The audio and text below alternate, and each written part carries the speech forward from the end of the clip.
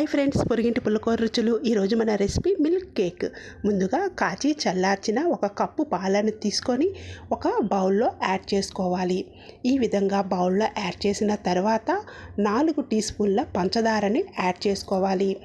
4 tea స్పూన్ల పంచదార వేసుకున్న తర్వాత ఇప్పుడు మనం ఒక 50 గ్రాముల బటర్ని యాడ్ చేసుకోవాలి. బటరు మనం పంచదార వేసిన తర్వాత ఇవి ఆల్రెడీ కాచి చల్లార్చిన పాలే కాబట్టి స్టవ్ మీద పెట్టి లైట్గా గోరువెచ్చగా వేడైన తర్వాత బటర్ని మనం 50 గ్రాములు యాడ్ చేసేసుకోవాలి.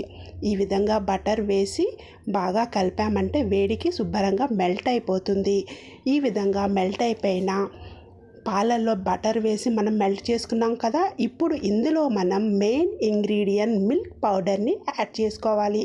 మనం పాలు ఎన్ని వేసుకున్నా మిల్క్ కేక్కి ఆ టేస్ట్ రాదండి. మీరు మిల్క్ పౌడర్ యాడ్ చేస్తేనే మిల్క్ కేక్ టేస్ట్ సూపర్గా వస్తుంది. కాబట్టి ఒక 50 గ్రాముల మిల్క్ పౌడర్ని కూడా యాడ్ చేసేసి ఇప్పుడు ఇందులో మనం ఒక 150 గ్రాముల మైదా పిండిని యాడ్ చేసేసుకొని బేకింగ్ పౌడర్ని అలాగే బేకింగ్ సోడాని కూడా యాడ్ చేసేసుకొని ఇప్పుడు మనం శుభ్రంగా పిండిని జల్లించేసుకోవాలి. ఈ విధంగా బాగా మనం పిండిని జల్లించిన తర్వాత ఇప్పుడు మనం శుభ్రంగా పిండి మొత్తాన్ని జల్లించేసాం కదా. ఇప్పుడు ఈ విధంగా శుభ్రంగా పిండి మొత్తాన్ని కూడా మనం కలిపేసుకోవాలి.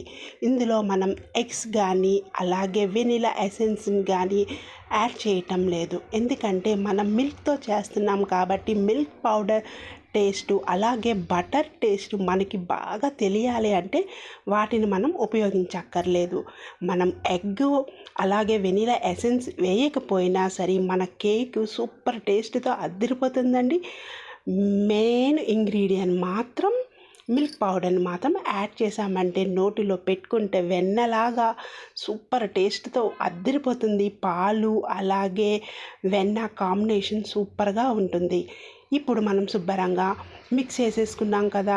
బ్యాటర్ని పక్కన పెట్టుకొని ఇందులో డ్రై ఫ్రూట్స్ వేయడానికి జీడిపప్పులు అలాగే కిస్మిస్ బాదం ముక్కలను వేసి అందులో 1 టీ స్పూన్ మైదా పిండిని వేసి బాగా కలిపి పక్కన పెట్టుకోవాలి.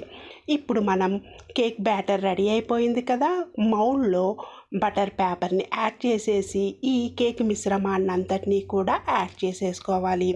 ఇప్పుడు మనం డ్రై ఫ్రూట్స్లోని మైదా పిండి వేసి కలిపాం కదా, వాటిని ఈ కేక్ బ్యాటర్ అంతా గిన్నెలో వేసుకున్న తర్వాత మీదన వేసామంటే అవి కిందకి వెళ్ళకుండా నీట్గా ఫ్రై అవుతాయి అన్నమాట, మాడకుండాన.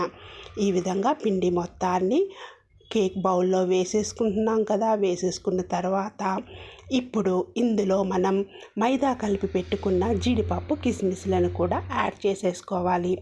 ఈ మిల్క్ కేక్ చాలా చాలా బాగుంటుందండి, టేస్టీగా ఉంటుంది. ఒకసారి ట్రై చేయండి, చాలా బాగా నచ్చుతుంది. పిల్లలకైతే ఇంకా బాగా నచ్చుతుంది. ఇంట్లోనే వాళ్ళకి ఈ విధంగా రెడీ చేసి స్నాక్స్ని పెట్టుకున్నామంటే ఎప్పుడు అవసరమైతే అప్పుడు ఇవ్వవచ్చు. ఈ విధంగా ట్యాప్ చేసేసి ఒక వెడల్పాటి గిన్నెలో అడుగున ఒక చిన్న మూత పెట్టేసి ఈ విధంగా పెట్టేసి మూత పెట్టి ఒక 45 నిమిషాల పాటు స్టవ్ మీద సిమ్లో పెట్టి కుక్ చేసామంటే మన మిల్క్ కేక్ రెడీ అయిపోతుంది. చూడండి ఎంత చక్కగా కేక్ రెడీ అయిపోయిందో. మినిమం 40-45 మినిట్స్ పడుతుందండి. మనం వేసిన డ్రై ఫ్రూట్స్ చూడండి ఎంత చక్కగా మీదనే ఉన్నాయి, అడుక్కి వెళ్ళకుండా. మనం నైఫ్తో చెక్ చేసాం కదా, కేక్ రెడీ అయిపోయింది. ఇంకా మనం కేక్ కట్ చేసుకొని పిల్లలకి సర్వ్ చేయడమే. మీకు నచ్చినట్టయితే లైక్ చేయండి, షేర్ చేయండి, అలాగే మన ఛానల్ని సబ్స్క్రైబ్ చేయండి. ఈ మిల్క్ కేక్ని మాత్రం మిస్ కాకుండా ట్రై చేయండి. చూసారు కదా, సూపర్ టేస్టీతో అదిరిపోతుందండి. ట్రై చేయండి, అందరూ పిల్లలు పెద్దలు ఎంజాయ్ చేస్తారు. Thank you.